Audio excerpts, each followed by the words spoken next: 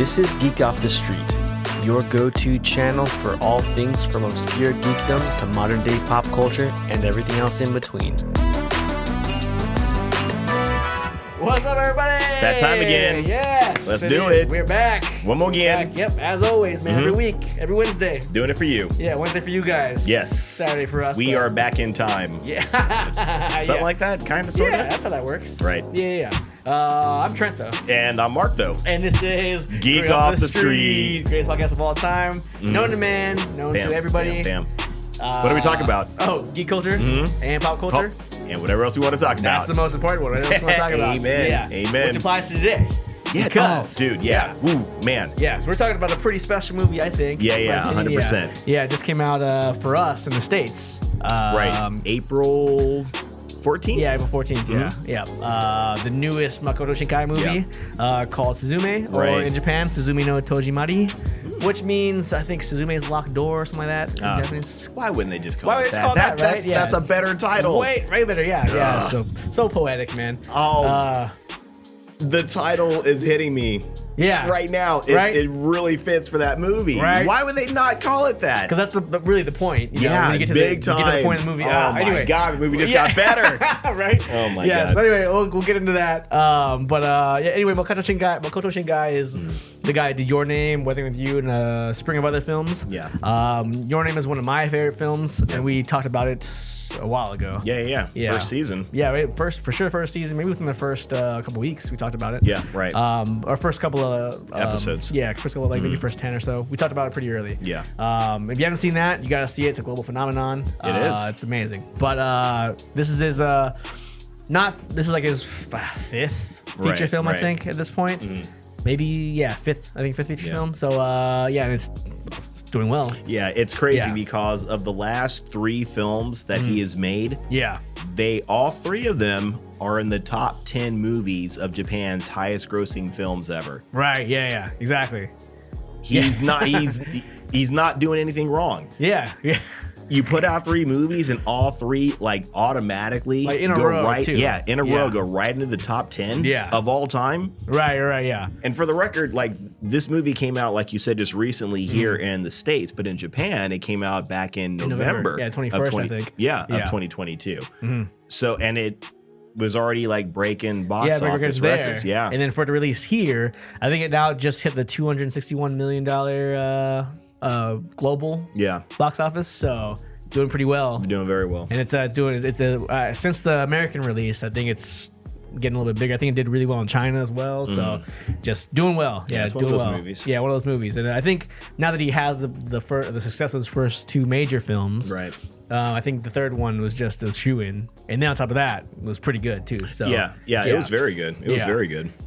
So we're gonna get into all of that, and a whole lot more. But a whole lot more. But before we do that, we're getting into I think kind of becoming my new favorite segment. Yeah, let's how are we get doing, into it. and what are we drinking this week? What are we drinking? All right, let me handle the what are we drinking. Yeah. I found actually I just saw this because the bottle looked so deaf. Yeah. So cool. So, I like the rocks in it, man. Just I don't know, something about it just looks great. Yeah, it looks color, cool. it's sleek. Yeah, and I didn't even know it was like a legitimately good sake.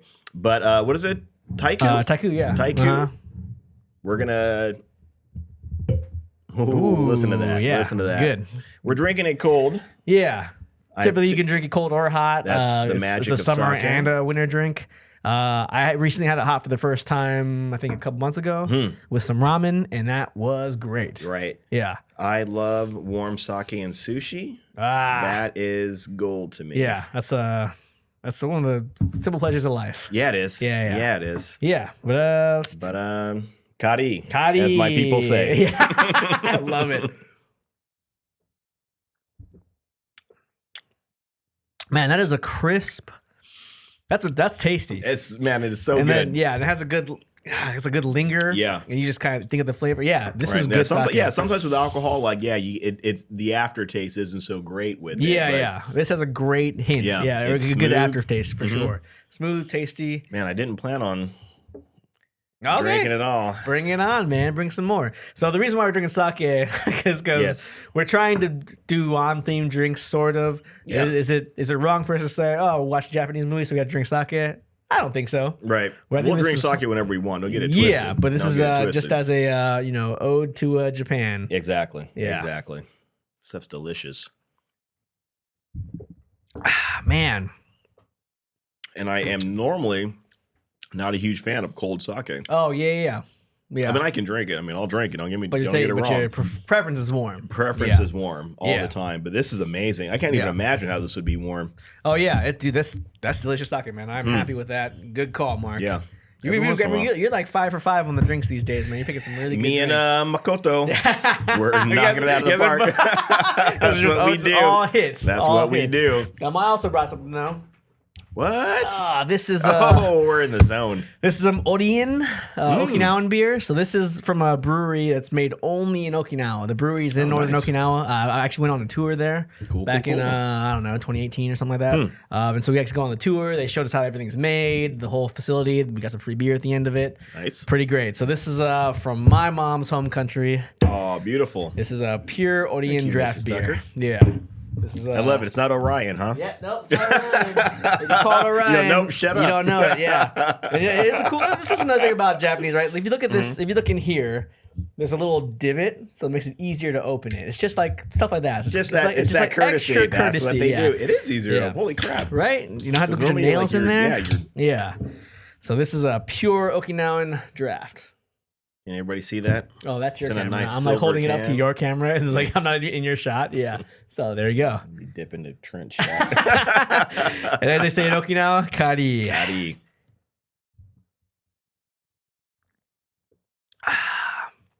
Tastes like home. That's good. Not bad, right? Got a little bit of a bitter aftertaste, but I like the flavor though. It's got hops. That's good. Yeah. It kind of reminds me of citrus, that aftertaste a little bit. Maybe. Yeah, maybe. I mean, I don't think there's like citrus in it, but it's interesting that you would get that flavor. Yeah. So, not a bad beer. Interesting. Yeah. It's good. Yeah. On tap, too. It's fantastic. There's an I Okinawan bet. restaurant in Tustin called Habuya, which means snake, whatever. It's not important. But yeah, they serve it on tap there. Nice. And it's great. Cool. A nice chilled mug. Yes. Check it out. Yeah. Nice. But anyway. Yeah, that it's not too hoppy. Yeah, not bad, right? Yeah. It's got kind of a crisp flavor. Yeah. It's just a little bit of a maybe heavier Japanese lager, you know what I mean? So, yeah. Cool. That's going to be our sipping drink. We got some sake just in case we need some more. It'll be right here. Yeah. Anyway. Yes. So let's get into some quick shout outs. Let's do some shout outs. Yeah. You have anybody to shout out, Mark? I want to shout out. I want to shout out my good friend and basically like my sister, Anita. I owe her money. I never paid her back. Anita, your money is coming. Keep your goons. Don't send them in to break my kneecaps. A group of us, like our families, we all went to Disneyland and she got the tickets. And I meant to pay her back. And it was one of the things I never did it. And it wasn't even like the last time I went to Disneyland. It was before that. So it was probably like a couple months ago. Yeah. So sorry. That's quite a bit of money. Yeah. And I just haven't given it back. Gotcha. One day though, it's gonna happen. One day, all good. Shout out to people that have followed us this week. Transfer.clothing, I imagine it's a clothing company. Nice. Pablo Pick Not So, and I know a Nevea Hughes. What? Probably got that wrong. And then probably also, it's Abduroff. Thank you guys for following us. Thank you guys. Yeah, appreciate you guys for following us. I'm sorry I forgot all your names wrong. I probably did. Right. Yeah. And then thanks to everybody who's been commenting. Alan Davis, thanks for commenting that you hate season 2 of the Bad Batch. Appreciate your your opinion. I wonder why. Yeah, he was saying he just didn't like Omega. Oh, he really? said he was annoyed by Omega and didn't see why she was important. Well, you know what? I'm just going to jump in here really quick because typically I'm not a fan. I've said this more than once. Yeah, normally kids are kind of obnoxious. To me, she's not too obnoxious, and I'm not sure if that's the reason why he doesn't care for her. Yeah. But, I mean, we did kind of bring up that point. Like, there was supposed to seem like something mysterious about Omega. Yeah. And then it's turned out like, one of the doctors likes her a lot. Yeah. So maybe they'll get into why she's important. Yeah. I'm hoping there's still something going on there. Yeah, there should be. If not, And then thanks to everybody who watched our last reel about Mark doing his Jack Nicholson impression. That one did really well. We had a couple thousand views on that. So thank you guys for checking out our stuff. Really appreciate it. That was Goodfellas, right? Or no, it's not Goodfellas. A Few Good Men. Yes. Yeah. Okay. Yes, all right. Just making sure. Yeah. Cool. Super shoutouts, maybe. Great scene. Yes. Yeah, that was a great scene. Yeah. Let's get into this movie then, huh? Let's get into what you're into this week. Oh. Let me ask you that. Wait, isn't that? Oh, how am I doing this week? How are you doing this week? Yeah, because we were supposed to do that while we were drinking. We were supposed to yeah. We just got too into the drinking part. Right. We might just end up like doing away with that part and just doing just what we're drinking, right? I think that's what it's sounding like right now. That's not too bad. But yeah, I'm doing well this week. I went and did the Spartan run. Spartan run. Yeah, I'm a Spartan now. So it's basically. Are you gonna kick me in the chest? Is that what yeah. Basically, it's a 5K run / obstacle course thing, and it was tough, man. It was a lot harder than I thought it was gonna be. I was humbled because I've been training pretty hard with my trainer for the last like 10 months, 11 months. Oh wow. Pretty consistently, and I was like, you know what, I can go at my own pace. You know, I don't have to run. I can just walk and light jog. Yeah, I'm not racing anybody. I don't care about my time. And then, man, like each one of those obstacles takes it out of you. You know what I mean? And a couple of them are a lot harder than I thought. What were some of the obstacles? There's like simple ones like jumping over walls, jumping over like there's like a log that's on like you should jump over this log that's pretty high. There's like the mesh like walls and mesh things you gotta climb. Those ones were all not bad. There's like you have to carry like a sandbag up a hill and back down and like stuff like that. Those aren't bad 'cause I got some pretty big legs, so lower body stuff isn't bad. But all of the upper body stuff like the rope climbs, the monkey bars, the rings that you got to swing across into a pole that you got to swing like move across. Those were hard. I couldn't do any of those. I don't have the upper body strength anymore. So right. Yeah. Then there's like you had to like walk through like this dry riverbed full of rocks, which was super hard. And it was tough. It was a lot of time. Like when I was like halfway through, I was like, I'm getting in trouble. There's one that was like that really took everything out of me, which was about halfway through. It's called the Z wall. So it's like these walls. It's like walls with like it's like in a Z kind of thing. But it's just like 2x4s that are about this big that you have to like grab with your hands, and then 2x4s that you got to step on, and they're really small and they're kind of like slanted.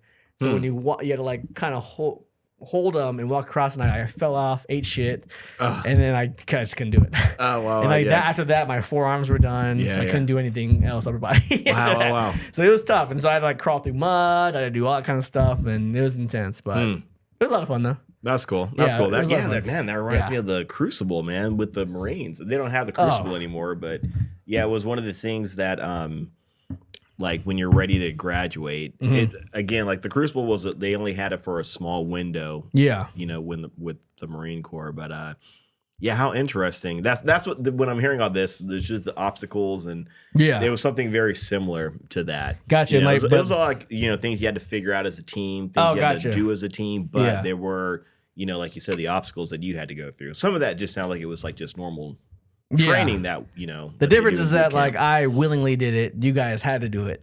Right? We willingly signed up. So, I guess that's true. But I went to do it for like leisure or for fun for some reason. And it was really hard. But I was pretty like encouraged because I don't think I could have done that before I started training with my trainer. So right. So I was able to like carrying this 50-pound sandbag up a freaking hill and back down. I felt pretty good after doing it. I was like, oh man, I'm impressed with myself. I did it. I did it. Yeah. So it was cool. It was cool, but it was tough. Cool. I'm like really sore right now. Like I'm not making any sudden movements because I can't. So if I was gonna beat you, now's the time. Yeah. Couldn't even defend yourself. Yeah, I couldn't. Let me know when you're done. But then I hung out in San Diego for the next night, which was cool. Nice. San Diego was cool. Went out with my girlfriend's cousins, and we, cool. I had an amazing burger, had some beers, and it was a good night. Yeah, had a pretty fun night. Wait, was it called an amazing burger? No, it was this burger place called Fernside, and they had alcohol and like burgers, and the burgers were freaking. I was like surprisingly impressed with how good the burger was. Yeah. So I had an amazing burger. Yeah, it was an amazing burger. And then I went to this bar called Mothership, and it's like a spacey UFO theme bar. That's cool. That was awesome. Nice, really fun, really spacey. Yeah, really spacey. But so good weekend so far. And but how about you? How's your week? I didn't do anything. I just worked. Yeah. Fun. All right, let's get into it. Super fun. Yeah. But anyway, so I guess we'll get into the Really? You didn't have anything to say?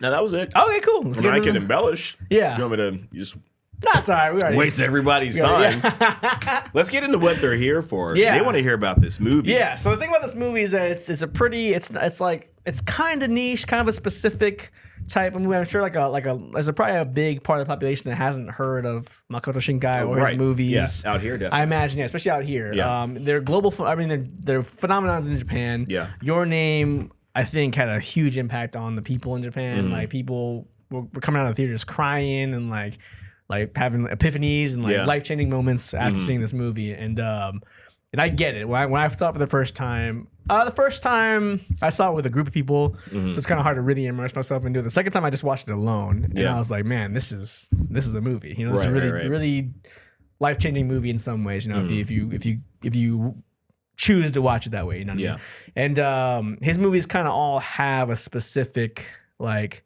style, I think, and specific themes and that kind of thing. And his if you don't know who he is, you haven't seen his movies, Your Name, Weathering with You, and now Suzume, you guys gotta check them out. They're very different, I think, in a lot of ways. But this movie, as we were saying earlier, came out on April 14th here in the States, November 21st in Japan, and it's doing some big things. Yeah. Basically, it's about the protagonist is a high school girl who stumbles on a door. Yeah, 17-year-old girl. She comes across this this guy just kind of passing her on the street. Yeah. And he asks her like, "Hey, I'm looking for like old buildings, that kind of thing." And she's immediately like enamored with him, which is it's. You don't. Well, I don't know if you want to say you don't see that too much in movies, but it used to be a big thing in movies like before. That whole love at first sight kind of thing. Right. But she sees him and she's immediately like just drawn to him. Yeah. And he asks her like, where are these, I'm looking for old, ruins, old buildings. Where can I find some? And she just kind of tells him, go over there. And then she's thinking like, for whatever reason, I need to go back there and talk to this guy and tell him like, hey, whatever. So like you're saying, then she comes across this door. Yeah. And she inadvertently kind of inserts herself into this supernatural, mystical thing that's been going on for, generations. Right. And now she's just completely mixed up in it. Yeah. And she's trying to help. She's trying to help the guy that she met. She's trying to save Japan. Right. Yeah. There's all this all this stuff that comes into it. But I don't want to spoil too much. With it, which there might be some spoilers coming through. Yeah, the there will pipes, be for sure. Yeah, to get into some of the big points, I think we will. But and it gets exactly. That's basically the premise of that movie. And a lot of Makoto Shinkai's movies are kind of about people like sort of regular people, definitely like looking for more. They're looking for more out of life, looking for their purpose or whatever the case is, with some sort of supernatural element twist to it, which I love. Right, exactly. Which is great. That's great. It's great to use that type of storytelling, but keeping it very grounded. In which I'm gonna first say that I didn't really. I was waiting. I was having trouble like understanding what the movie was gonna be about. Yeah. Like for a long time, for most of the movie, really. Yeah. And I was like, what? Like, because every single one of his movies has a payoff. There's like the point of the movie usually punches you in the gut. And it's like, oh shit, you know what I mean? Yeah. Like when you get there, and I was like, dude, this is kind of long, and I really don't know what the point of this movie is. Like, I don't. And then when I got to the end, I was like, oh shit. Yeah, the end is. Like, I was like, this is the point of the movie, and there's like no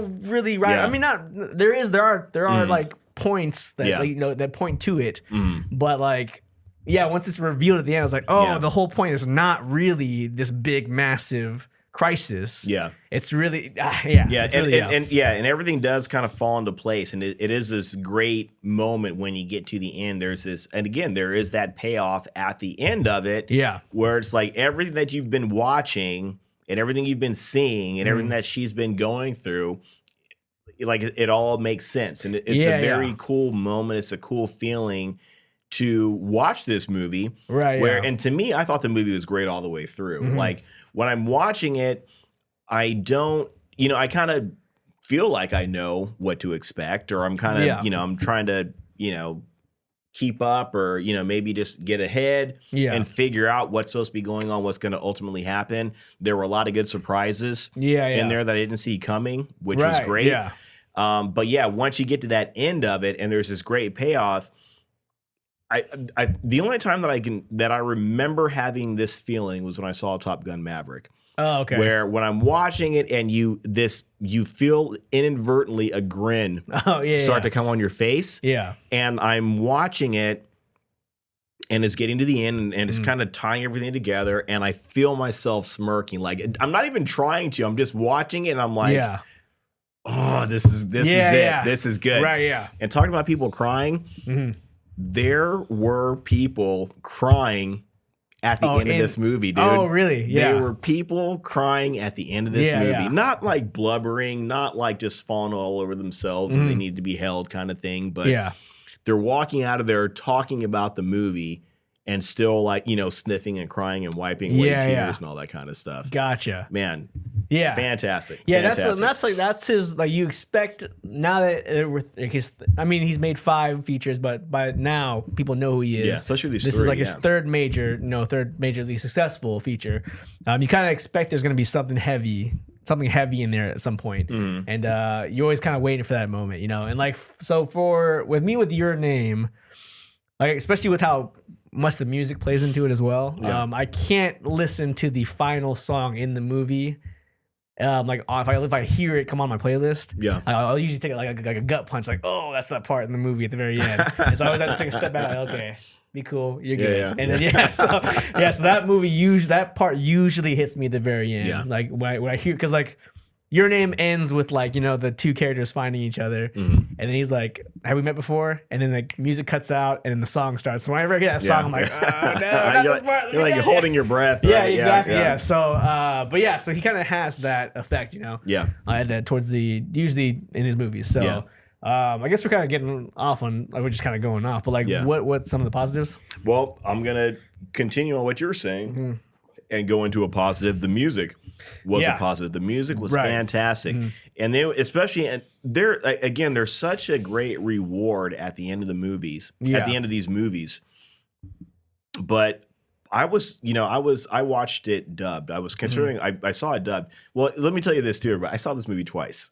Oh, dude, I wanted to go watch it again, but I didn't have time. But I saw it twice. Again. I did. Yeah, and I was considering about watching it dubbed. Oh, okay. I was considering that. Yeah. I ended up not doing that. I mean, it's probably still in theaters. I actually might go and do that. Yeah, just to see what it's like. Yeah, I'm gonna try to go maybe tomorrow or the next day. Yeah. But watching it subbed was fantastic. And then at the end of it, the songs were, man, they were great. They were beautiful. And the cool thing is, they translate the songs, the lyrics. Oh yeah. That was great. Translating the lyrics, because there's 2 songs that they play at the end, and both those songs were fantastic. Yeah. There were these great, kind of love songs. I don't even know how to want to put it. I don't want to say it's about compromise. It was about wanting someone, and I can't remember one of these lines. It was like, if it was basically, I would rather be with you in a hopeless situation than not be with you in a hopeful one. Right. And that was oh, dude, that's heavy. That's heavy. Yeah. That is the lyrics were great. Yeah. Also, because these 3 films, the ones that are well known, the same band did the music for all 3 of them. Did they? They're called Radwimps, and they're a huge, they're great. They're a huge Japanese band. Everyone loves them. They're really, really good. But they did the music for these 3 films too. Wow. And so so like what's great about them is that they tie in. They just tie in so well. And these guys they must work together really heavily. Yeah. On like the story, that kind of stuff, so that they know how to hit the points, and the music just complements it. Like it's so important to this. There's for all 3 movies, the music is so important to it. And so now I have all the soundtracks now on my Spotify list. I go back and listen to them all the way through. I actually went and listened to all of Suzume's soundtrack before watching the movie. Oh, really? Just so I can like get a feel for it. You know what I mean? Right on. And the music phenomenal. Yeah, it's phenomenal in this one too. Yeah. Yeah. Oh man. Okay, going through a list of the things I liked. Yeah.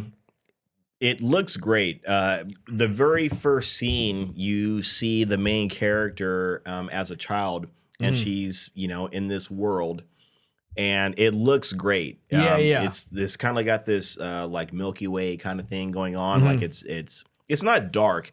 it's very I don't know. There's like this kind of a mystical kind of lighting kind of thing going on. You know, like I said, you can see the Milky Way. It's not dark, but it's not, it's not bright either. It's some sort of weird. I don't even know how to describe it accurately, but it looked fantastic. The animation was great through it. I liked I watched it dubbed. Oh, okay. Or subbed. Sorry, okay. subbed. I watched it subbed, and I prefer listening to the way it's supposed to be, so to speak. And I thought the woman that was the voice actor for the main character, I thought she was great. And the way they animated them and the way they kind of did her mannerisms and the way she would, when she was shocked or kind of surprised by something. It was very sweet. It was very endearing. You know, it synced up perfectly.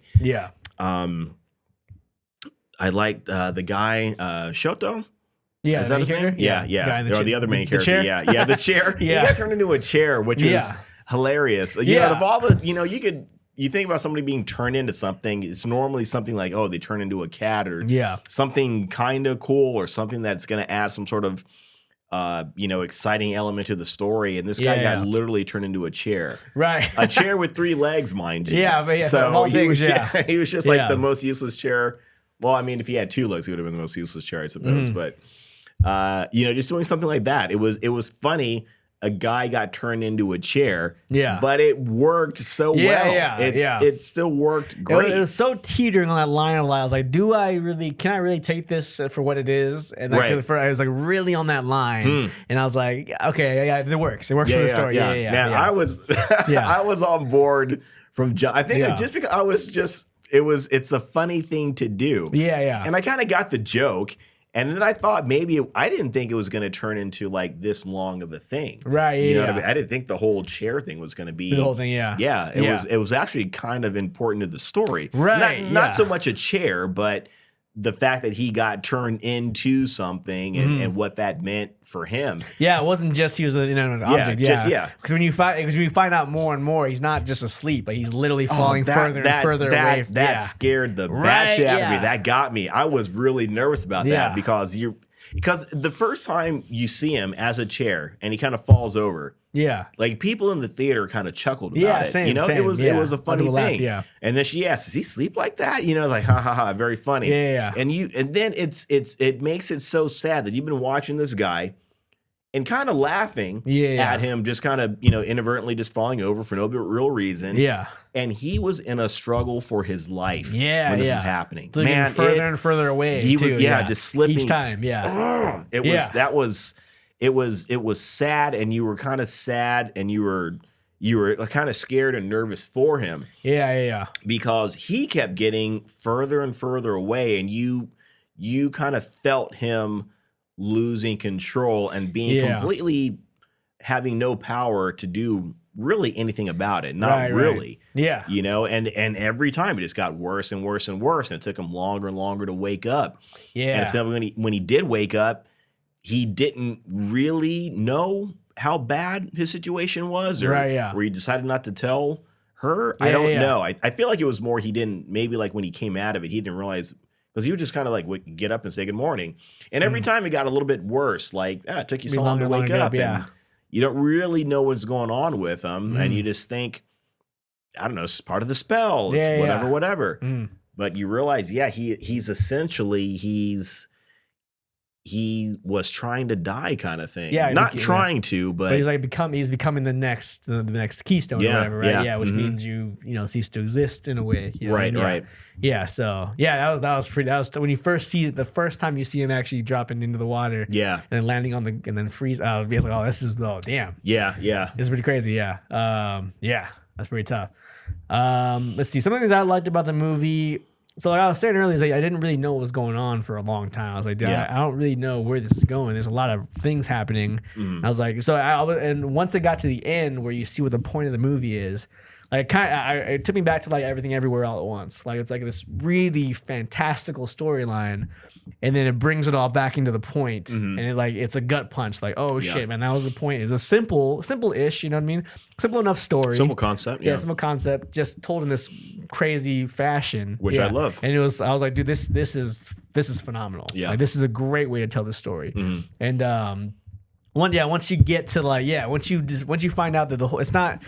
It obviously you saved Japan. That's the thing. You got that's the big crisis. That's what you think's going on. And he throws everything into a big crisis situation where the stakes are really high. Yeah. But the whole reason she went on this journey was for her own personal closure, because of her trauma with her mom when she was a child. Right. You know what I mean? This is for her to close that door. You know what I mean? Like it's I'm moving on, it's over, And like that you know how it ends too with it just closing the door, like, oh, we're good, let's go. That's it. And I was like, oh shit, dude,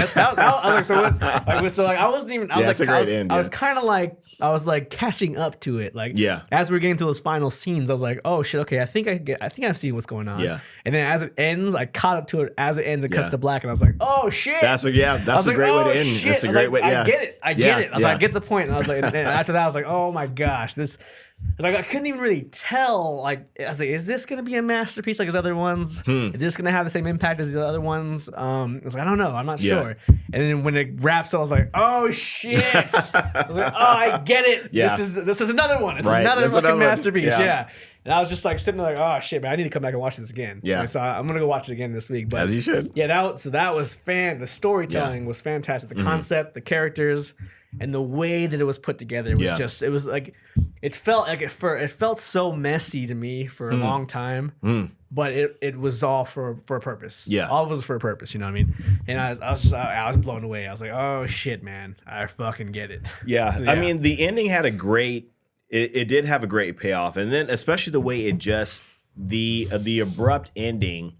Sometimes that doesn't work for some movies. Yeah. You know what I mean? But with that, it worked well, and it's like once it happened, you knew, oh, she's okay. Yeah, you know what I mean? You kind of had that feeling about her. Yeah. One thing I was gonna say too. I got like 100 things I want to say. Yeah. The storytelling. I was really on board for the whole thing from the jump. I mean, I was enjoying it all the way through. Yeah. I don't remember.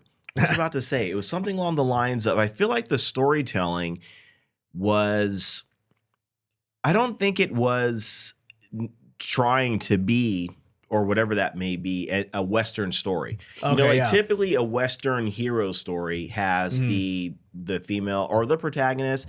And let me say this too. This is a great female protagonist. Oh yeah. This is how you make a female protagonist. Right. Or this is a way. A good way. A strong way, and and to show growth, to show literally growth. That's what it seems like nobody gets that. Nobody's getting that right now. They're putting them out there. They're all OP. They're all super right out of the gate. They're perfect. They don't have to learn anything. They don't need to grow in any kind of way. Yeah.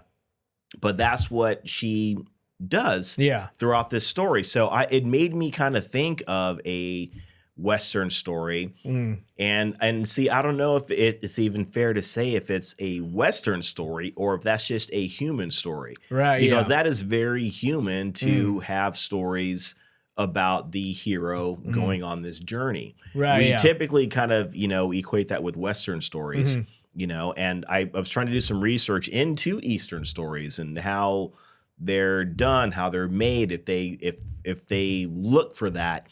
And I started doing some reading, and I didn't find anything necessarily to support it or to negate it either. But I think that is something it's one of the most fundamental things of storytelling, in my opinion. And clearly it works worldwide, is to show this character going on this growth, this journey. She was essentially, to put it in context for some people, she was kind of like Luke Skywalker. She was this. And it's not that she, was some super powered whatever, which is great. I'm glad they did not do that with her. That would have been really disappointing if they had.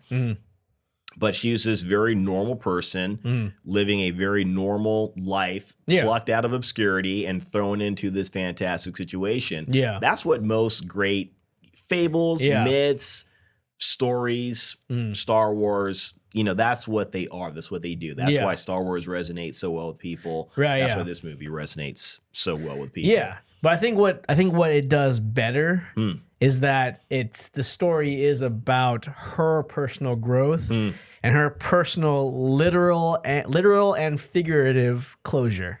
Big like time. it's literally about, like, the whole reason that she got involved with this thing is because she needed closure with her own personal trauma. You know what she I mean? didn't realize that and when she got into it. Yeah, right. And the whole like the thing with Dojin the cat and all these all these characters were like, who are all these people? What do they matter? And they're here to guide her through her journey to both save the world, but also to grow, to be able to move forward in life. You know, and that literally, like, for her to close the door, literally, figuratively, like, this is closure. This is the closure that I need.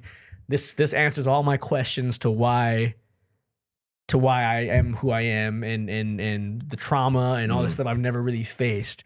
And like for her to realize I'm here for me, kind of. I'm here for my past self so that I can kind of build the future, like my future self, you know, kind of thing. And it was like, I was like, what the fuck, man? I was like, how did you write this story, man? How did you put this together like this? Like, it was so nuanced and so just like, it was so simple but complicated, and it was just like, it was the perfect way to tell this story. And I was like, I cannot believe that this. I don't know. Like, it took me. I was catching up the whole time. Like, because it was just like, for me personally, taking into account what he's already done. I was waiting for that. Like, where's the wow moment? Where's the next? Where's the deeper meaning for this film? And it was kind of like I was trying to like figure that out the whole time. And I was like, if it was just about her restoring this keystone and saving Japan and that's it, I was like, that's cool. That's a cool story. But like, it's very, very generic. Like, it's a hero saving Japan by putting the keystone back where it needs to go. And that's the point. Then that's not as strong of a story. But like, once we got to the actual point, I was like, oh shit, that plus this. This is perfect. On the surface, like that's the story. It's about, you got to save Japan. That's the story on the surface, and the story that's underneath it is about her saving herself.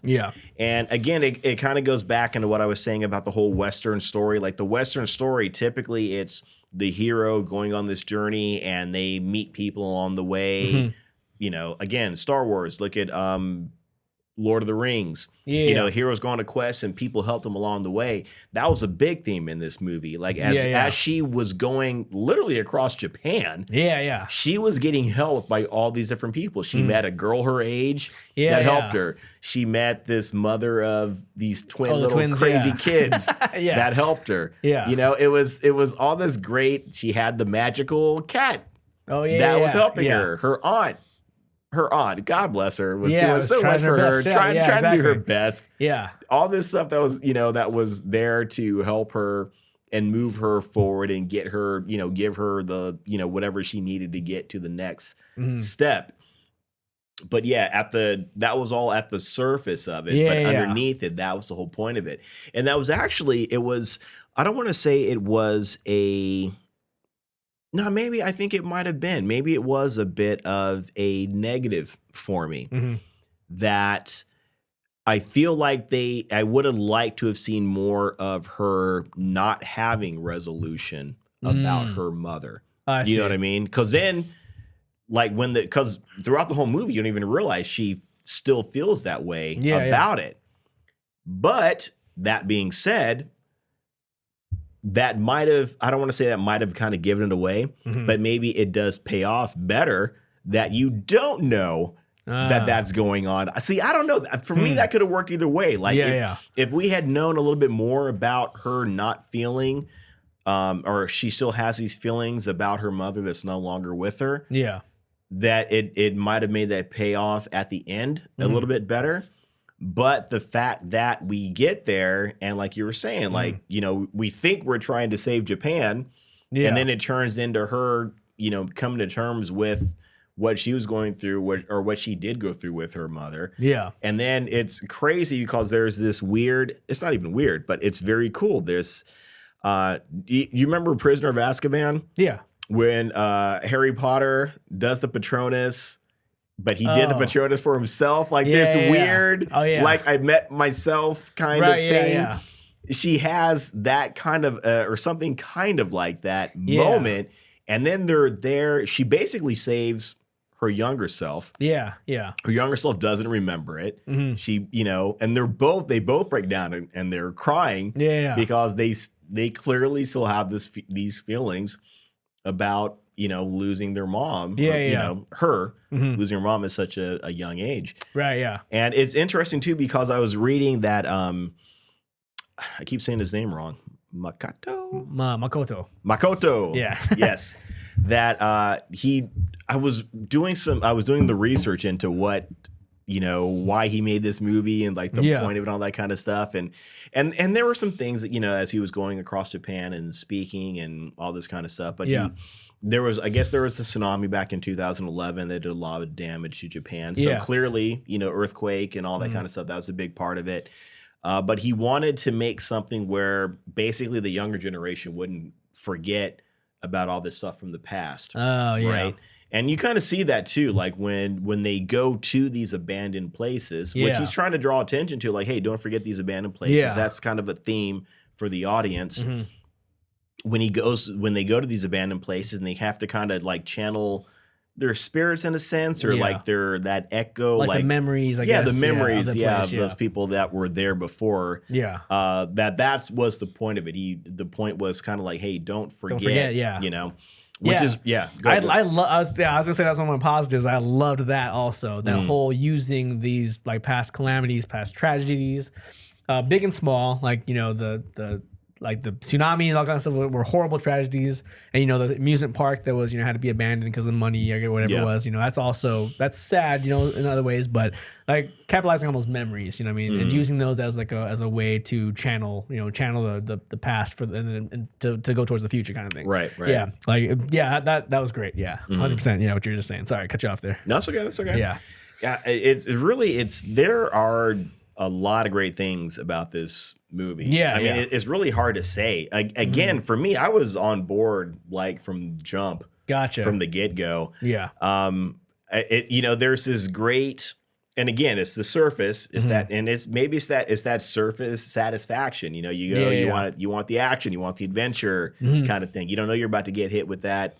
That real life punch later. Yeah. But on the surface, there's this great adventure, this great arc of, her and this guy that she doesn't quite know how she feels about him kind of thing. She just knows she's very drawn to him.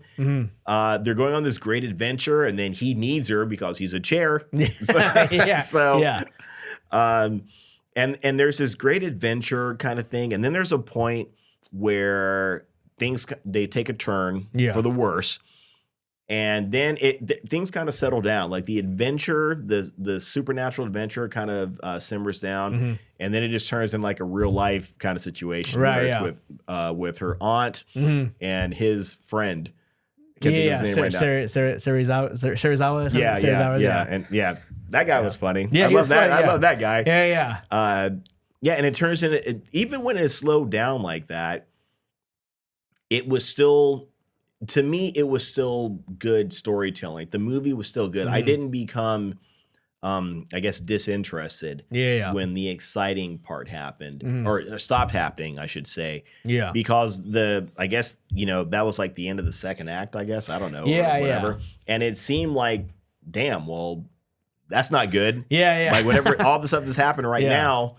Like you guys are having some wins, but now the way where we're at right now, this isn't good. So I was curious to see how it was going to go, and I'm trying to talk. I don't want to give anything away, so like it's 100% worth watching. Right? Yeah. But I was actually thinking like I was okay. So maybe the point of this is that he had to sacrifice himself to save Japan. Yeah. And she has to live with that sacrifice. With, having to meet him, wanting to, whatever the relationship was going to be. Yeah. Whether it was like a more of a sibling relationship or, a romantic relationship, whatever it's going to be. They were going to have to live without that now because he made the sacrifice, I guess. That's what I thought the original. I was like, that's cool, I guess. That's cool, I guess. Yeah. But and then you can't reach it. You kept trying to find where's that Makoto moment? Yeah, exactly. Where's the Makoto moment?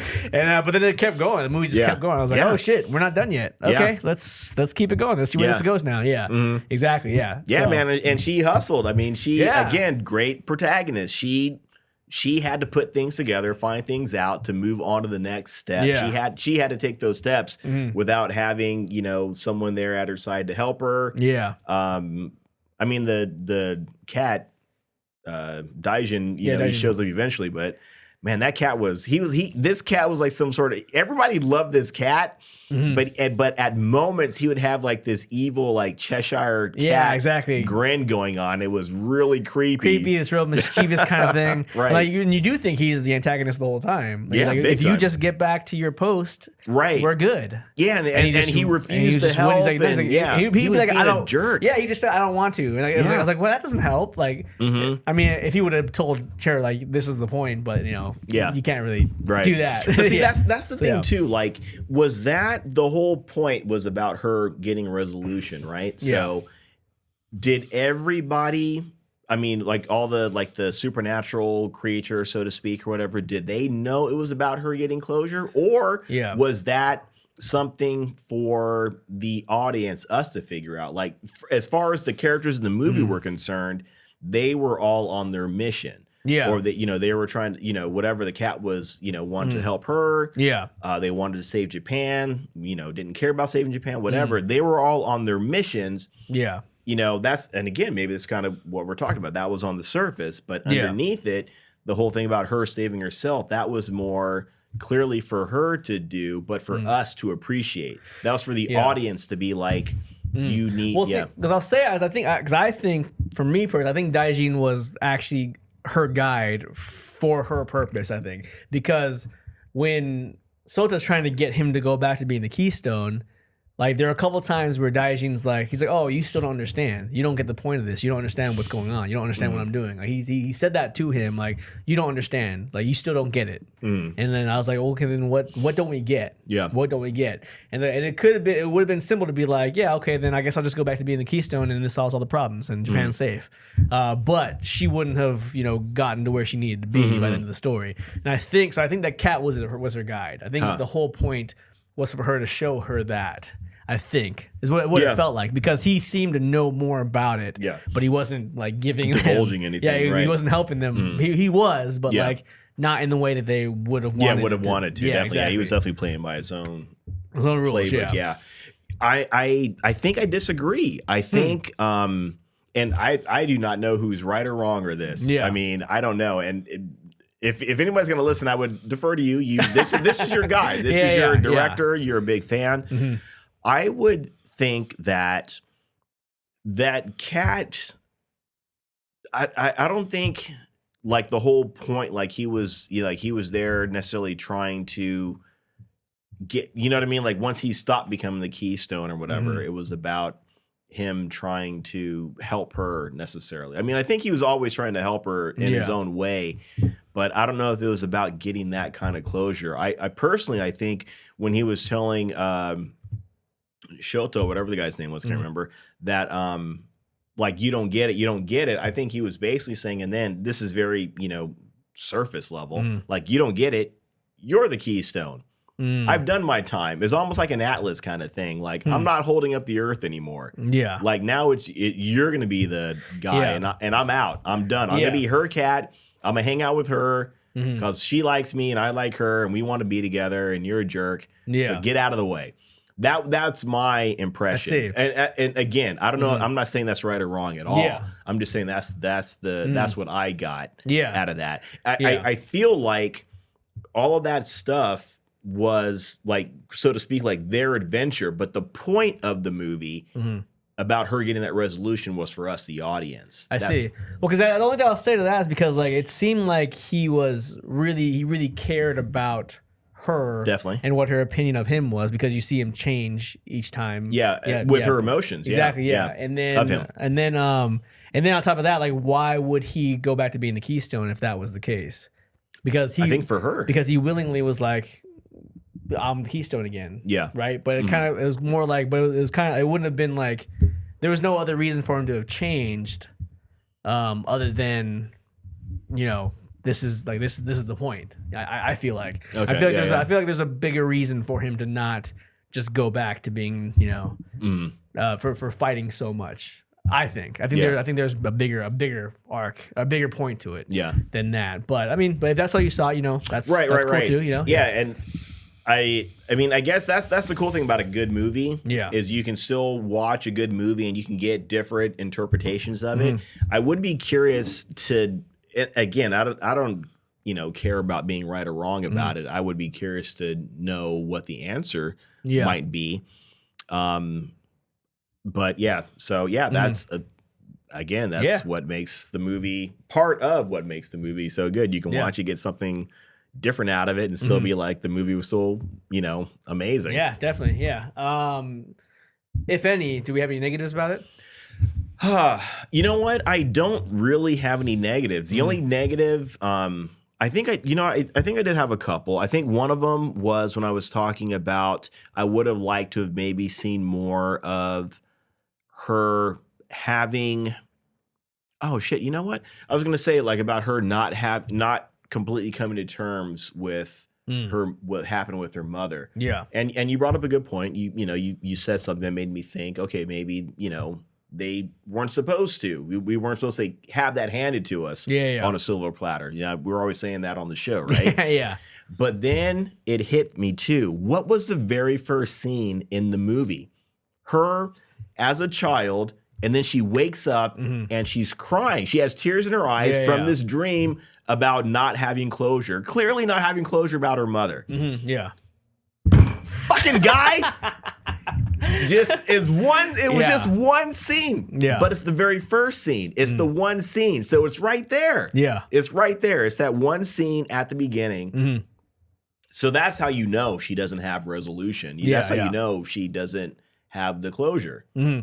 Right. Yeah. I had to answer my own question, so to speak. Yeah, definitely. Wow, great stuff. One other thing was when they're driving and the car kind of goes over the little ravine. Oh yeah. Which was funny, right? It was, like the thing, that was a gag. It was a great gag. What? And this does not matter for anything, but when the aunt gets on the bike. Yeah, like you found where the car crashed. You found the bike, and it's the air in the tire. Like that thing's old. That's an old bike. Right, and it doesn't matter. It doesn't matter at all because all they could have done was she was walking down the street and like she found a bike 5 minutes later. Yeah, sure. Like the bike doesn't matter, but it's just one of those things that was like that's convenient. Yeah, exactly. It's like. All right. Okay. Right. Okay. Yeah. That's true. That makes sense. Yeah. But I mean, like I said, in the scheme of things, it doesn't mean anything. Yeah. I'm trying to think if I had another one. I could have sworn I had three. I think, like I said, it would have been nice to have seen a little bit more of that. Man, I had a third one. It was something, it was a little more intangible. It wasn't anything so much about, it was something more that the movie, I feel like they maybe could have touched on better. I mean, the movie is, there are some, I don't know how to say it. I guess maybe just from the way movies are made, like there's some, some kind of typical things I see in Japanese movies or whatever, where, they'll, everybody runs off and like the main guy just kind of laughs like, you got friends that love you or whatever. It was just little weird things like that. It's more of a cultural thing, I suppose, but it's not that big a deal. But I think there was something else. I can't think of it right now. If it comes to my mind, I'll throw it out there. But do you have any negatives? It's hard for me to say because like it seems more once you get to the end of the movie that all of it was for a reason. But I was really having trouble buying the first part of the movie. Like the chair thing wasn't that, this is a supernatural movie, I mean? Yeah. So, sure, it's the I thought it was a gag. Yeah, I thought it was more of a gag kind of situation to make something a little more humorous, But I kind of felt like the scene, like for a while, kind of felt like, oh, this is just the next point. Because it raises the stakes, like, oh, we're gonna put him in a chair. Okay, oh, we're gonna put him now. The door's on a Ferris wheel. So and now the Ferris wheel's gonna start moving. So it's even a little harder to close the door. Yeah, like there's the kind of things that happen. Just I kind of felt like it just happened because it needed to happen to raise the intensity. Yeah. So I was kind of like, okay, I'm getting kind of like the next big thing. Like, okay. Like I was kind of feeling like this is kind of like just for like a shock value kind of thing. Right. But it was like I kind of like started to like be okay with it the further the movie got on. Once we got to the point of the movie, I was like, okay, I get it. I kind of get the point now. Yeah. But like, yeah, I don't know. It's kind of I was a little like I don't know. Maybe it's because like Your Name is a little more straightforward. Like it's a more straightforward movie, and there's no question about what the movie's about. And the payoff at the end, right? There's no question about it. It's just it's a good movie about destiny, whatever the case is. You know? Yeah. This movie, I was originally thinking like, oh, I don't really like this as much because I don't really get what's going on. But now that we got to the end, I'm kind of feeling like, oh man, this might have been a better told story with a little more thought process. You had to think a little bit more about this one, you know? Right. And so I was kind of like trying to decide if, you know, which one's better at this point. But like there's some like that kind of things. And then like I don't know, I didn't like not until we got to the end of the movie did I realize that the story was great, because I just didn't really care so much about the worm and this massive thing that's going to destroy Japan. I was really not caring so much about the conflict, because it just seemed so much more like supernatural than like Your Name was like a comet is hitting a piece of an asteroid is hitting the Earth. Yeah, that's like that's realistic. You know what I mean? This whole like super like gods and thing was going to destroy the whole Japan. I was like, this is very grandiose. This is a very big kind of supernatural thing. And I just was like, and like by the time that we got to the point where like the Dojin and Sekijin, whatever the other cat was. Sadajin or something. Yes, like and they're literally like fighting this worm. This giant cat thing was fighting this worm. I was like, okay, I don't really need to see a super monster battle. Like that's not really something that I'm really excited to see. But that's like before you really know what the point of the movie is. Yeah, now I kind of get it. Like just in the moment, I was like, this is just.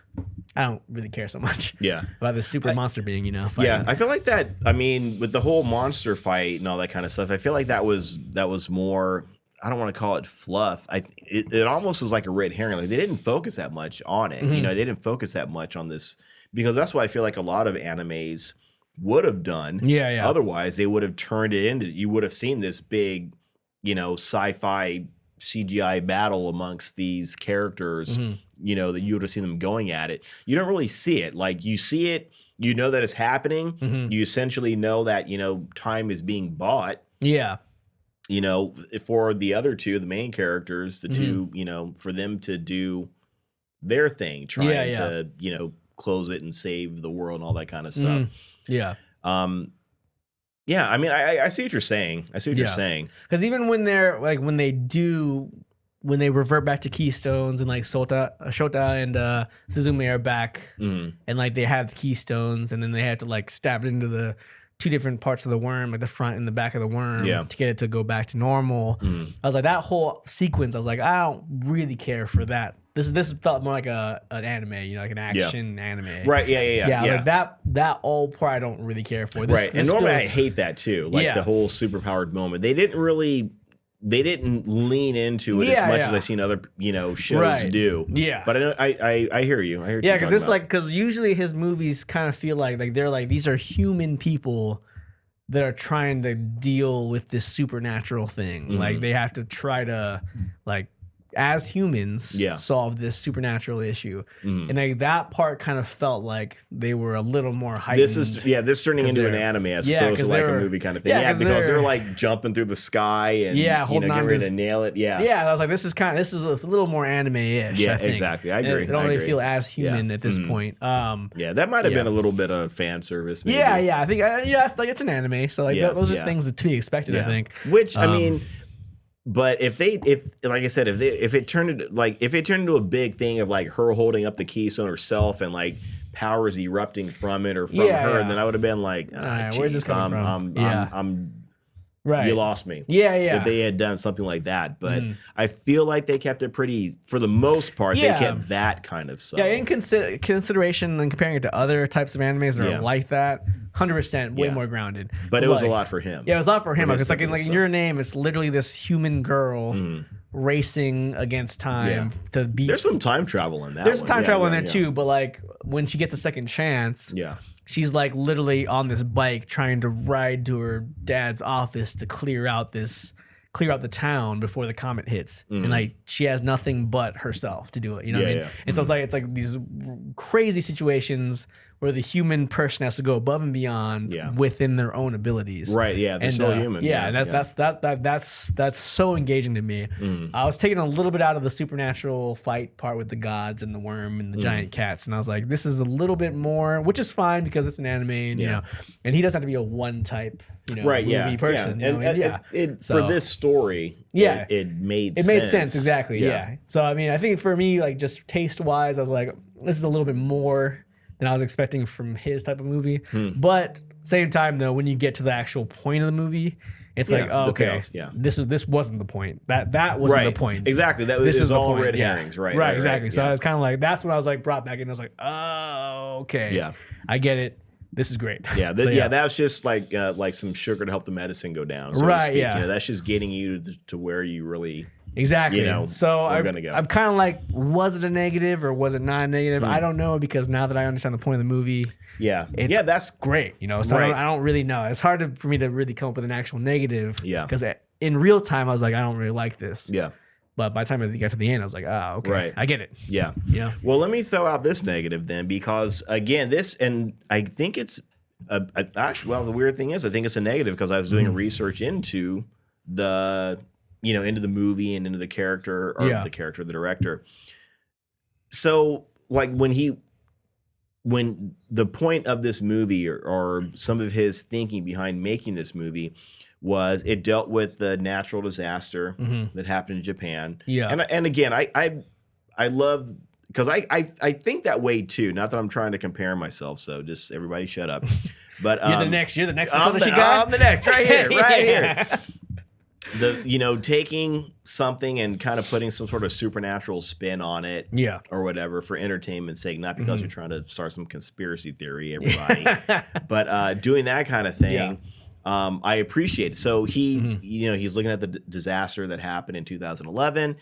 It had an impact on everybody, obviously, but it had an impact on him, and he wanted to make this movie so that basically younger people that were born after that time, or maybe were kids at that time, wouldn't forget about things that happened in the past. And it's funny because we talked about remember the Ghostbusters movie. Oh yeah. Like, I think we made the comment, like, how does anybody in this world, how do these kids not know about what happened in New York, right, in like whatever 1980, whatever, right?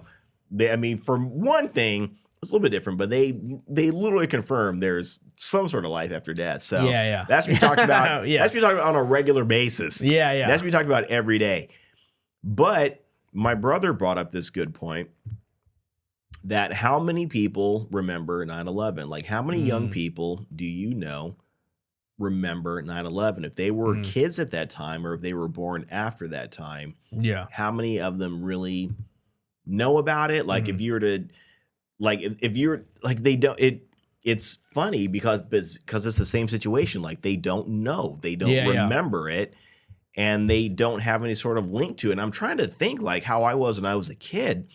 Like, was I that way when it came to something that happened, like the Korean War? Vietnam. That's true. Yeah. World War II. I feel like I knew something about it, but I don't feel like the kids today have that same kind of knowledge that we had back in the day. And I don't know, we're from different generations. You know? But I think 9/11 happened. I remember I was in elementary school. I was in 6th grade. Right. And I saw the news report before I went to school that morning. And I remember that distinctly. I remember seeing the towers on fire, and I was like watching on the news, and I had to go to school. And I was like, this is insane. This is great. I remember that distinctly, But there are kids that were born after that have no clue. And it drives me crazy. Like, even when we were working together at the place, there were people that I work with that like didn't know about, I shouldn't say they didn't know, they knew of 9/11, but they like didn't know like when or what year. I mean, sometimes I forget, I can understand forgetting a year maybe, but it was like things that like I feel like you really should know, right? That should be like, I consider common sense, but I don't know. It's a different generation, so maybe not. Time goes and you forget. And I think a big part of him making this movie was for people not to forget the disaster that happened to us in Japan, not to forget that and to remember other people. And for me, I feel like I did not get that from watching this movie. Oh, you got it from when I did the research, right? And then when I saw because then when they go to the amusement park and then when they go to the school, and they have to, they have to remember, all the memories of people, like you were saying earlier, right? Yeah. They have to remember those people, and he tells her, remember the people that were here before, the lives that were here before, kind of thing. And that's how you end up closing the door, being able to lock the door necessarily. I feel like he should have leaned into that maybe a little bit more, just maybe him coaching her about coaching her more about remembering the people, think about them, and she has to pause and concentrate, and like maybe when she tries it at first, she doesn't really hear anything. Then she tries it again, she hears a little bit more, then a little bit more, and then it all comes together. Right. Yeah. Like I feel like if that was a point he was really going for, doing it a little bit more and the story would have sold it. It would have made it make sense. I agree. Yeah. Because that felt like it was just part of the story. Yeah. That was just surface. Which I thought was a cool concept, but I didn't connect it to that. Yeah. Yeah. I like the part about the tragedies, but I wasn't like immediately connected. Oh man, there's some tragedies in Japan in the past. This is what he's alluding to. Right. And I didn't get that. I didn't get it. I didn't get that. Yeah.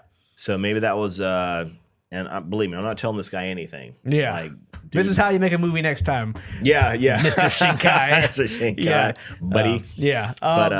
There's one more negative I want to throw in that's kind of a negative is that, so I was also doing some research, and originally Shota wasn't a male. It was supposed to be a female character. Really, huh? Yeah, and I think there wasn't supposed to be any type of romantic or like love. Yeah. Whatever the type of love is going to be, because it's not really that clear. Yeah. But that wasn't supposed to be a part of it. But I think he was told, or he felt that he needed to add that other layer to make the movie a little more impactful. Yeah. Which I think was very apparent because I didn't really feel a huge impact about that relationship. I didn't really see the point in where she turned and again, it's not really clear if this is like a romantic love or a sibling type love or whatever the type is. That's not really that clear. Yeah. But it just kind of seemed like when she was like, I need to go after the person that I love, and I was like, where'd that come from? That kind of like, when did that happen? That kind of came off a little bit strong. Forced her, a little forced, just to try to kind of shoehorn another layer to the story, and that kind of felt a little disjointed to me in a little bit. Yeah. But I get the point of why she would go want to save him. That's why she want to save him and bring him back from being the Keystone or whatever the case is, and that's fine. Yeah. But it kind of felt like I was like, this didn't feel as natural. And now I'm reading the article about it being different in the original draft. Okay. So So he was kind of asked nicely, probably. Maybe asked nicely, or felt like I guess I can add a little bit more because each of his movies have that kind of romantic dynamic between the two protagonists in both Your Name and in Weathering With You, and even his other ones, The Place. Remembered in Our Early Days, and I forgot the name of the other one, but so that's kind of in all of his movies. Okay. Yeah, let me tell you this. Yeah. I disagree. I loved that love story between them, man. I loved it because it was almost like this unrequited love. Because at because for one thing, it wasn't like a whole bunch of wooing back and forth or whatever. That's whatever. But at the very beginning, when she first sees this guy, it's love at first sight. Maybe it's infatuation, Romeo and Juliet, whatever. But she sees him, and her first word is beautiful when she sees this guy. Okay. Right? Yeah. So she's clearly taken with him. She goes back because, one, I think she realized like, oh, maybe I kind of sent this guy into, not into danger necessarily, but he may end up getting hurt kind of thing. There was some reason why she went back, but I think she really, clearly she really went back because she felt some sort of connection to him. And they say that too. So she's like walking and she's like calling out for him. It's like, I feel like I met you somewhere before. Yeah. But maybe that could have been, that doesn't have to be romantic necessarily. But they do go on this adventure or whatever together. And, you know, even her friend, like when after she meets her, says like, why are you so red? Like how she's blushing or whatever. Yeah. So I do like that she gradually, I don't know, like she was always infatuated with them. Yeah. You know, and again, love at first sight for what, just for this sake, we'll call it love. She's always in love with them, so to speak. Yeah. She even kissed him as a chair to try to bring him back, all this kind of stuff. Right. Yeah. And I love how the story concludes. Because there's two conclusions to this love story. Yeah. There's the first one we get where at one point she says she's going after the guy that she loves. I'm going after, like, where are you going? Because she's running into this door, is leading into essentially an abyss. Yeah. And she jumps into it because she's going after the man she loves. I don't know if that's not her words, to, you know, literally. She's going after the one I love. Yeah. And she goes in there after him. And I'm thinking like, okay, she said it. Because even her aunt was kind of telling her like, are you with some guy? And she was like, no. And she's getting all nervous about it, whatever, the whole, you know, Japanese schoolgirl, whatever. Yeah. But then I thought it was great too, because in my opinion, she loves him. And she's going in there because she has romantic love for him. And then at the end of it, when she is, I'm just going to say it from my perspective, she is in love with this guy as much as she can be, obviously being a 17-year-old kid. Yeah. She is in love with him. She saves him, because normally in most stories it's the other way around. It's the guy saving the girl. And he was a chair. He was powerless throughout this whole movie. Yeah. She saves him. And then at the end of it, when he's getting on a train and he's like, thanks for saving me. Yeah. Bye. And it was like, tell him you love him. Do something. And it was like she couldn't really do or say anything. And he goes. And it kind of reminded me a little bit of the first Spider-Man movie with Tobey Maguire. I love that scene at the end of that movie where she tells him, I love you. Yeah. And he's like, I don't love you. And I was like, yeah. And then he walks away. What? I did not see that coming, because, you know, normally it's a Hollywood thing and you got to get together. And he says, I don't love you, which is really fucking cold. And walks away. Which isn't true either. Yeah, which isn't true. It's beautiful. It's not true. And you know why he does it. I mean, it took me a few seconds to be like, what the fuck? Yeah. But it takes a few moments for me to realize, like, he's doing it to save her. I get it. Yeah. You know, but it's a great moment, you know, in that movie. And for her to go to him and, like, she went through all this shit. That's normally how great stories, fairy tales, movies, fables, myths, whatever you want to call it, that's typically how they go. The hero goes on the hero quest and he gets, so to speak, or she gets, whatever, the hero gets the object. So, you know, object's a strong word, but they get the person that they love, you know, that they were doing it for, and they end up together. And she went on this hero's journey to save the man she loved. And he was like, thanks for saving me. I appreciate it. And he gets on a train and goes, and he gives her his jacket or shirt or whatever. And he gets on his train to go back to work, fighting the worm or whatever. Oh, back to Tokyo also to finish school. That too. But he says he's going to keep, you know, fighting doing the thing. And to me, I thought that was great that, again, that she was in love, in my opinion, she was in love with this guy. One of this great, you know, epic journey, quest, fight to get him back, bring him back to life and save him. And then it doesn't work out. It's not even that it doesn't work out. It's just that, you know, they're right when they should have connected or maybe made that, you know, whatever, it doesn't happen. And he goes, you know, I thought that was beautiful. You know, like she did all this and it didn't work out the way she kind of planned. But then it's kind of cool later because they get together again. They see each other again. Yeah. And I personally choose to believe they got together and they were happily ever after. That's what I choose to believe. If you don't like it, shut up. I don't care. And that's not, I get what you're saying 100%. And if you want to play it as this is the fate type situation, the soulmate, the love at first sight, I get that that's what they were going for. But it didn't feel like, I just didn't feel as strong to me, like how, like the process of her developing these feelings versus her trying to just help him out with his mission. Like I didn't see a big enough transition for her to just proclaim, I'm going after the person I love because I've been hanging out with him closing doors. You know what I mean? Like I didn't see that. Okay, with Your Name, like it's like you guys are fated to be in each other's lives.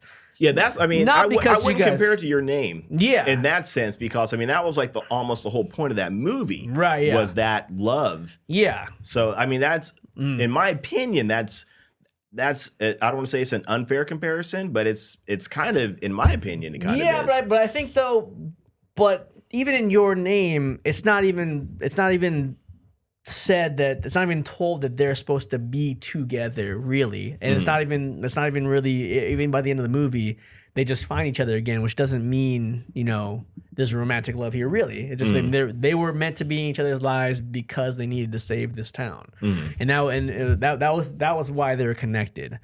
For this movie, it just seemed like, I don't know, like it kind of just seemed like it was more by chance versus this movie was done more deliberately. And I guess I see what you're saying about unfairly comparing them, but just it felt like their connection was stronger in Your Name, and this connection was kind of like, I'm infatuated with you because of the situation, but also now I love you. I don't think every love has to have some sort of like super, crazy, fantastic thing to. Yeah. I would 100% say that in Your Name they had a stronger spark, not even a spark, a stronger connection or stronger whatever bringing them together. Yeah. I mean, that was really like the world, fate, everything was bringing them together, which I get. That's cool. But for me, in this movie, like and again, this is like maybe a Romeo and Juliet situation. I mean, this is a whole thing about, can a young person really fall in love, blah, blah, blah. That's not the point. In this movie, she saw him from day one. She was in love with this guy. It was love at first sight for her.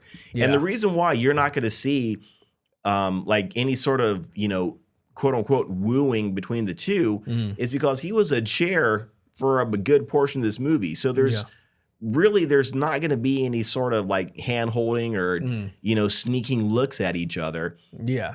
You're not going to get that. You're going to see that love. I think just the fact that she was there the whole time and she was, I think everything that she was doing, I think because she kind of felt some sort of responsibility, but I think she also felt some sort of responsibility, I think, for him or towards him. Yeah. Because technically she really could have gone home at any time and been like, well, you said you're going to go find the cat, go find the cat. Yeah. Even he told her, like, you should go home as a chair. Yeah. Go home. I got this. And he was a chair saying, I got this. Right. I feel like for me, she always loved him. From day one, the second she saw him, it was love for her. And that's why I'm having trouble understanding why. Like I maybe it's because I don't believe in love at first sight. Maybe that's my own personal thing. No, I get that. Yeah. Like I didn't see the connection. And then like, because it was stronger in Your Name because that was the point of the movie. Exactly. And then that wasn't the point of this movie. Right. So it just kind of felt like extra. Yeah, that was something. The point of the movie was for her to get closure with her mom. Right. And that was the point of the movie. Yeah. And so for this to have an additional point is because she fell in love with this guy because she was infatuated with him the first time she saw him. Like, I don't really care. Like, I don't really care. I don't see the strength. I don't see why that's such a strong connection. I don't really see why that happened, and I don't really see how that ties into her getting closure with her mom. It doesn't tie into that at all. Exactly, yes. Yeah, it doesn't tie into that. Right. So the whole main point is the whole connection or closing with her mom. Yeah. That was just something like for her normal life is like she's a young girl. Yeah. And she saw somebody that she was attracted to and she fell in love with them. Yeah. Again, go ahead. So I wonder, that's why I wonder, was it necessary for the story? Like, especially if that could you have done without it? Maybe. Because especially if that wasn't the original plan for his movie, like that wasn't the original plan for this story. That wasn't supposed to be the character. It's supposed to be a woman that she was going to become friends with, and that was supposed to be that was like she's gonna be more of like a guide, like more of a person, like a mentor. Yeah, yeah. And that I feel like that would have been stronger if the point of the movie was just for her to have closure with her mom. This kind of felt like it didn't need to be there, and it was. Like either way, I think the movie would have gotten to where it needed to be without that storyline. And so I can see that it was added later, like just from the narrative. And when I read that article, I was like, okay, that makes sense. Yeah, that was kind of a later addition to the story. And it's not. I don't think it's horrible. It's not bad. It's not. It didn't ruin the movie at all. In any situation at all. But it just didn't feel like it needed to be there. Yeah. I don't want to go on and on about this. I feel like the bottom line is it was in the movie. Yeah. I mean, what it could have, should have, great. The bottom line is it was in the movie. Yeah. So, and again, for me, I was cool with it. Maybe the love was more one-sided from her. Definitely. I think she was definitely like, it wasn't, typically when you have love at first sight, it's from both kind of thing. Typically that's how it goes. Again, Romeo and Juliet. But in this case, it was her falling in love with him from the jump, from the get-go. And again, we can, that's a whole other topic or debate. Is there such thing as love at first sight? Yeah. Is that, can you be 17 years old and be in love with somebody? Yeah. Like in the real world, no.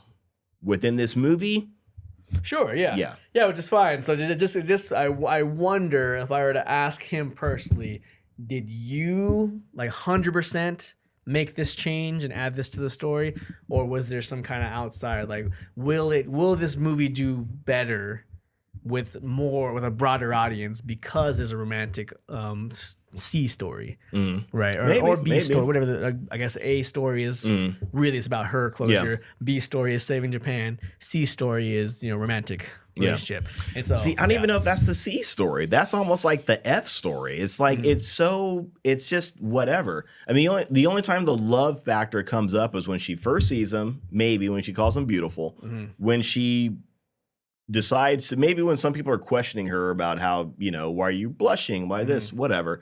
But when she says, I'm gonna save the person I love, and she goes in there, that was really about it. That was the only time you really hear anything about her, or anything is alluded to about love, or maybe when she kisses him as a chair, whatever. Yeah, maybe. Yeah. But that's it. They're not really pushing that story. So to me, I liked the way that it worked. That again, that she was quote unquote going after the person she loved. Yeah. And it didn't work out. I like that element, that it wasn't like your typical Hollywood-ish, even obviously not Hollywood, but it's not your typical story thing where they ended up, together in that moment. Again, I feel like maybe they got together later. Yeah. But because I'll just say one last thing, because I think the stronger ending is when she closes the door and says, "Let's go." Well, that is the ending. And but then there's that the post credit scene is him showing back up and then recreating that beginning scene. Oh, I see. Right. And so is that the real ending? Is that like he shows up and they're back in the same places where they started? Like, I agree. That would have been better. Like, don't show it. Just I don't just care end it. about that ending. I care about the ending with her closing the door. I agree. That's probably where they could have ended it, and then just leave it up to people's imaginations if he comes back or whatever. Right. Yeah. That part might have been like, hey, we need you to put that in there. That I can see that being something somebody might have said, hey, some producer upstairs saying something like that. That I get. In touch with people that want the romantic part. Right, of the movie. right. Yeah, because that part I did not care for. That did not have any impact, because you see that in the beginning. They meet up like that on that hill, right? Yeah. The same road. And then it ends with them. The last scene you see, technically, in the movie is them meeting up again on that same hill. True. And I was like, so that's what you wanted to tell us? I don't care about that part. I like when the door closes, she locks the door, and then cuts to black. That's the end of the movie for me. For me, that's the end of the movie too, is when the door closes. That, I feel like that's just like a bonus thing. I feel like that's just like a little, attaboy, so to speak, to the audience. Like, here you go, kind of thing. So yeah, I mean, I didn't need it. I think that kind of like that. That's cool. That's I didn't need it, but I was cool with seeing it. I'm not mad at it. So one thing I noticed too, like with this, when the movie first started, or when you see her on that bike and she's looking out over the town, that town reminded me a lot of the town from Your Name, like this coastal city kind of thing, right? So that's kind of a thing for him. Yeah, he likes because Weather Review. I mean, Weather Review takes place in Tokyo, but that's also along the water, like kinda. There's some So, that scene, like kind of looking down and seeing everything, it reminded me a lot of, that I was wondering, like, did he grow up? And I looked up where he grew up, and it's not a coastal town. Yeah. No, I think I was looking at some of the stuff because he traveled Japan to find towns that would inspire him to do Your Name. Yeah, and that's how he came up with that's the town in Your Name. It's not a real town. Yeah. So Right. But yeah. Are there a lot of like abandoned cities like that in Japan? Like they had some straight up abandoned, like in this movie, they had a lot of straight up like abandoned towns. I think I'm like, is that a thing? Are there ruins that are like that in Japan? I think everywhere? I think there are some. Yeah. Pouring another there is more sake, everybody. Actually, I think I found the theme park that he was basing it off of. Oh, really? The actual Ferris wheel. I saw a picture of it. Yeah. So, do another one of these. All right, cool. Cheers. Even though we disagree, it's okay. We agree to disagree. Yeah. So anyway, we're going on a little long here, so we'll end it right here. When that part here was saying that I think the movie is phenomenal. And if you haven't seen any of his movies, you should see at least these 3 movies. His other movies are good too. I've watched the other ones, but these 3 are the most impactful, and they are his best films. Yeah. Which one's your favorite between the 2? I already know the answer, but which one's your favorite for the people?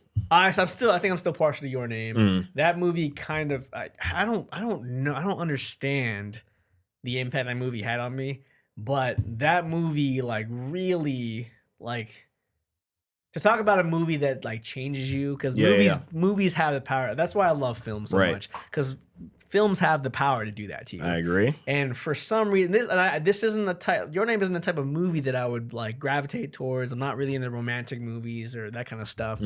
But just something about Your Name. A good movie is a good movie. Yeah, right. That's true. But literally shifted me in my life. Like it literally changed me as a person, as how I think about things, and how I wonder about the outside, the whatever the plane of existence is outside of our understanding. Yeah. It made me really kind of think about that. That's cool. Really kind of have like a perspective shift. Yeah. And like that movie, whenever I need to get back to that feeling, I watch that movie, and it gets me back to where I was at the time. Recharges you, right? Yeah. So I don't really know. I can't really. I know I talked about it a lot in the episode. We talked about it. Yeah. But it's really hard for me to put like a finger on the exact point. Like this is why this movie is so important to me. But I don't know. It has some kind of impact on me that's cool. That's cool. Continues to have that. Like to change my thought process now. Yeah. Something about it just did that for me, And so. Weather With You was really good. This movie was, from a storytelling perspective, is phenomenal. Yeah. Like it's such a great story. And I love it. I for sure like it more than Weathering With You. But I think just for how my life has changed since seeing Your Name, which is not a silly thing to say, but like no, that's your thing. Kind that's of cool. kind of an important thing for me to say is that Your Name really changed me as a person. Right. And this movie, not really having that kind of an impact, but just being awestruck by the storyline and the narrative and how that story was told is I think it's better told than Your Name. It's a more thought-provoking story and more of a misdirect, I think, as far as stories go. But yeah, for me, Your Name is still just personally. That's cool. No, I get it, man. Everybody has movies like that. So, I mean, I completely get that. I'm not going to say this movie was better than Your Name, but I enjoyed it more, I think. Okay. I feel like I want to watch Your Name again, but again, I feel like by the time I saw it, I mean, it didn't come out that long ago. 2016? 2016, yeah. Yeah, it didn't come out that long ago. But I think I like this movie more. I enjoy this movie more. Again, not saying it's better. I wouldn't go that far. But just for me personally, I enjoyed this one more. Yeah. And this one, there were a lot of little elements in it that were definitely, for me, that were inspirational. Not even like the overall theme, just like little things he did throughout the movie. Yeah. And it helped me figure out something that I've been trying to figure out. And when I saw that, I was like, well, shit, that's an interesting way to do that. Yeah, yeah. And it's not even doing the same thing. It was more like that movie, and again, it was like this one scene or whatever that gave me the key I needed, wink, wink, to open the door that I was trying to figure out. Right. Not doing the same thing he's doing, but like, oh crap, well, wait a minute, I see what he's doing there. If I do this with that, then it'll make this work, kind of thing. I see. So for that reason, it was kind of cool. I see that. Yeah, I can see that. Yeah. Yeah. But I guess that just depends on finding the movie. But no, definitely. And I know from a storytelling perspective and just from a movie making perspective, it's great. Yeah. I think it's a phenomenal movie. And I honestly think it has like a better storytelling approach than Your Name does, personally. Yeah. But just Your Name had a bigger impact on me. No, definitely, Dan. But I think it's phenomenal, man. I think it's a great movie. I'm gonna go watch it again this week. I'm probably gonna take my mom if my mom wants to see it. I was gonna say, dude, your mom should go and see it. Yeah, because she loves his movies too as well. Yeah.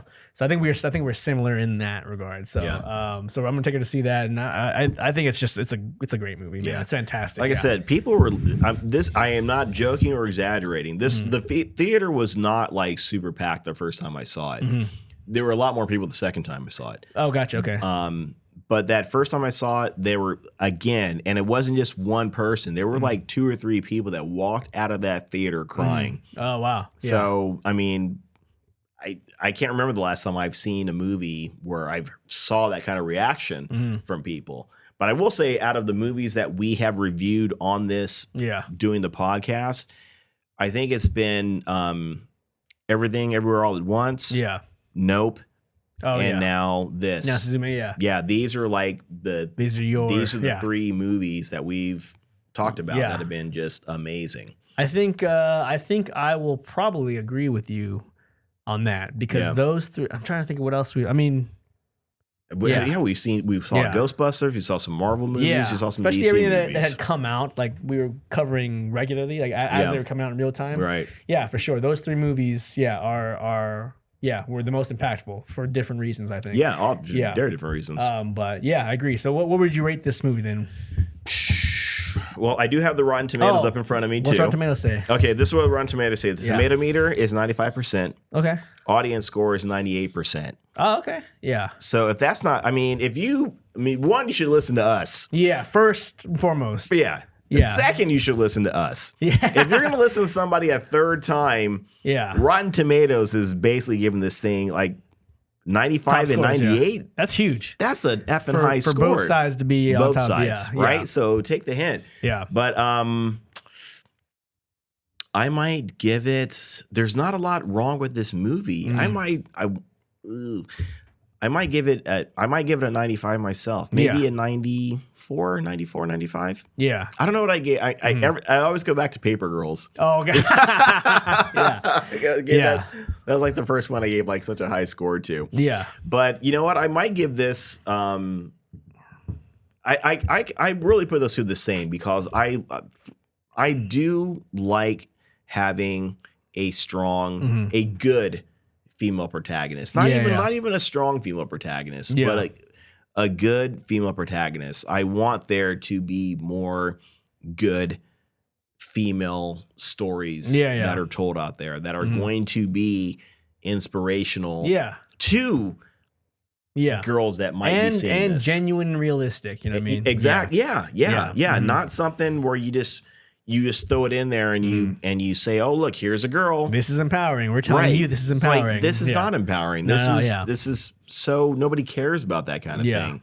But this is a story that everyone in Hollywood should watch. This is how you make a strong female protagonist, just like this. This is a way to do it. And it's how you tell a good story. And it's how you tell a good story. Exactly. It's how you tell a good story. Yeah, so 100%. I might give it a 95 too. Yeah, I think I'm there. around that because if I were to give like Your Name, like so my top movies would be like Your Name, Back to the Future, Unbreakable, like those like my favorite movies. If those are 100, and like this for me is like, man, I'm thinking like 93, 94. Like this is a very, very good movie. Right on. It's going on my shelf. Right. I'm watching it once or twice a year. Like this is one of those movies. And it's up there with Nope, Everything Everywhere All at Once.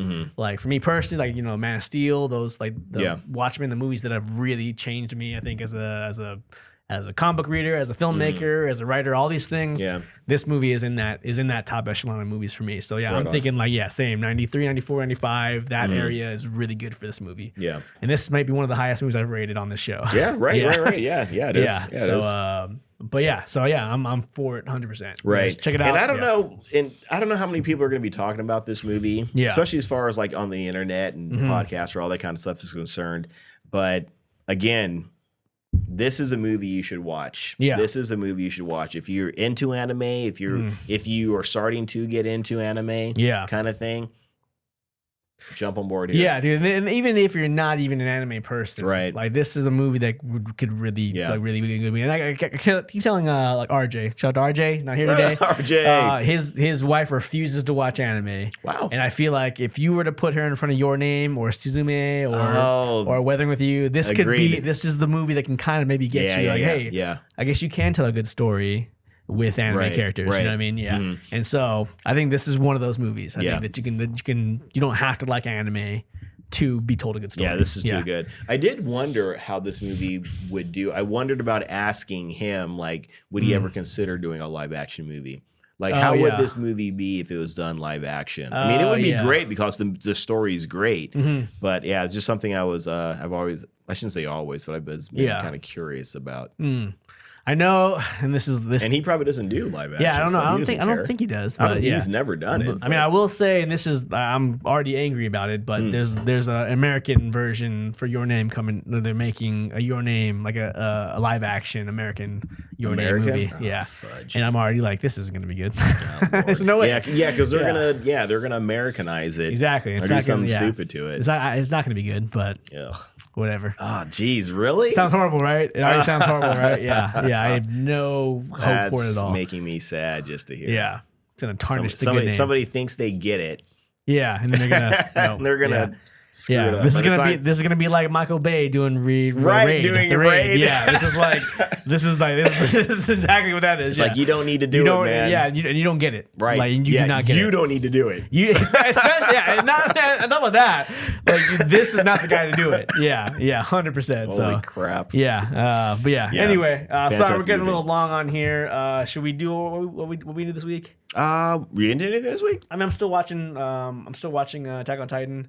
Okay. Like, I have to watch it in doses, man, because that show is fucking depressing. It's depressing. It's depressing. Like the first episode, that one captain, I forgot his name, and they're trying, like they find the Titans in the wall, and now there's a Titan. These Titans come on the inside and they're attacking the villages. Yeah. And they go after him, and this freaking badass captain is like, I'll head him off, I'll slow him down, and they're like, he's got it, he's second to Levi. And I was like, oh shit, okay. And he's like, he's doing work. Yeah. And then that hairy one comes out that can talk, like messes him up. And they eat him alive. And he's just turned into a freaking just a victim again, as they all are once they're in that situation. And I was like, dude, this is depressing. That's what I mean. That's part of what makes it so great is that human beings in this world are not on the top of the food chain and. It's not even because typically when you're not on top of the food chain, you are completely being victimized. It's a very one-sided thing that's happening. Mm-hmm.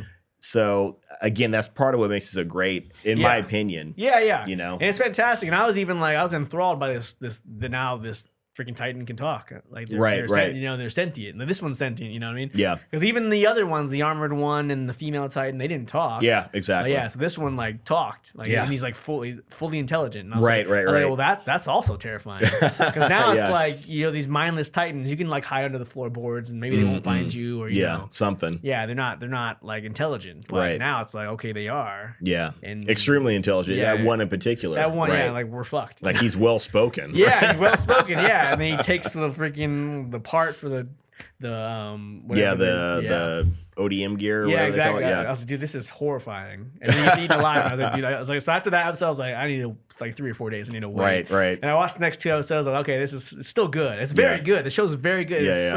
It's so engaging. It's just such a creative story. Yeah. But fuck, is it depressing, man? Yeah. Like it's depressing. I was like, okay, I need to go watch something funny now. Right. I can dig it. Like I said, but I was watching the end credits and some of the end credits because I'm trying to glean whatever I can. I saw that one you were talking about. With the kids eating that body. I'm like, what is this picture? Yeah. That was like, what is this now? With the music that was going, which wasn't like the music was like, I was like, oh, this is regular music, and then there's just like this scene of them eating this. I was like, oh, what is going on here?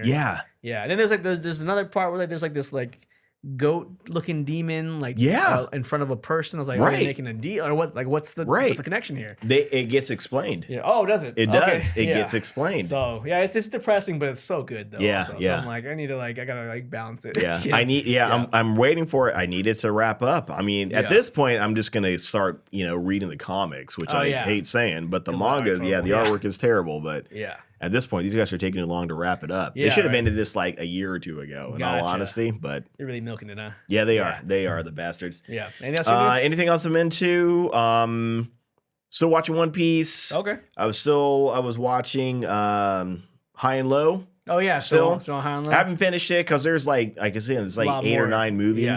So I think I've already seen one of them, like the last. So I'm gonna finish like the last 2. Yeah. Just to finish it. Nice. But that's about it. Anything else? I don't think so. Okay. Nice. That's it. Cool. That's it. All right. So that's it for Suzume. No Tojimari. I'm going to do the whole name because that's a much better name. It's a much better name. Yeah. But that's it. If you guys check it out, please. Please check out his movies. Makoto Shinkai. His movies are phenomenal. Right. And they're very creative. So that's it. Check us out. Check it out. Let us know what you guys think. If you guys check it out. Otherwise, you can see us everywhere. We're on Spotify. We're on everywhere. YouTube. Our full length videos come on YouTube. Right. Instagram. Yeah. Our reels are on Instagram. Our shorts are on YouTube. We're everywhere. There's no excuse. You can find us anywhere. We're talking your ticks. Whatever you need. Exactly. All that whatever stuff. Next week, join us for our conversation on. Tell him, Trent. The Mandalorian season 3. Because it's ending. Yeah, it wraps up on Wednesday. Yes. And I can't wait for it to wrap up because it is a piece of shit so far. let me just get ahead of it now. You guys will know that my opinion of it so far is not very high. The drop in quality from season 1 and 2 to season 3 is ridiculous. Mm-hmm. It's insane. It's laughably noticeable. Yeah, there are a lot of people, kind of complaining like the whole main character is switched in the show. So. And not even that. It's just I like Bo-Katan a lot, but what are these individual episodes even about? And anyway, we'll get into that next week. Yeah, we will. So finish it. Make sure you guys finish the Mandalorian if you guys want to follow along with our episode next week. But that's basically it. All right. Yeah. So from all of us here, the Geek Off The Street official podcast studio, we thank you and we appreciate you. Yeah, all that. Thank you guys for keeping the lights on. Amen. Well, we keep the lights on ourselves. We're doing that, this is all coming out of pocket. but thank you guys for listening and following along, keeping up with us. We appreciate you guys sharing, liking, commenting, watching, listening, whatever aspect you guys are contributing. Keep doing it. Yeah. But in the meantime, my name is Mark. And my name is Trent. And this is Geek Off The Street. Bam! Ping, ping. Quick intro? Let's do an intro. All right.